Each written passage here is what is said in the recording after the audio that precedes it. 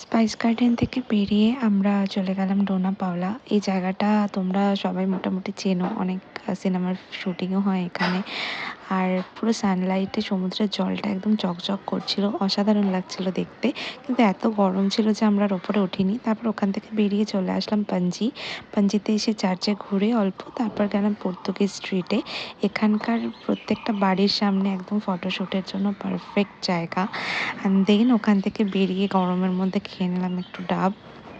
আর সন্ধেবেলায় হোটেল থেকে ফ্রেশ হয়ে তারপর বেরিয়েছিলাম আমাদের কালাঙ্গুটে বিচে। আর এখানে এসেও কিন্তু আমরা মোমো অবশ্যই ট্রাই করেছি। অ্যান্ড দেন বিচে গিয়ে দেখলাম মোটামুটি সমস্ত শ্যাকে পার্টি শুরু হয়ে গেছে, তো আমরাও একটু রোম্যান্টিক টাইম স্পেন্ড করে ঘুরে ফিরে একটা ক্যান্ডেল লাইট জ্বালানো শ্যাকে বসলাম। আর ওখানে আমরাও খুবই এনজয় করছিলাম। ওখান থেকে তারপর হোটেলে ব্যাক করে আবার লেট নাইটে আমরা স্কুটি নিয়ে রাইডে বেরিয়েছিলাম গোয়ার রাস্তায়।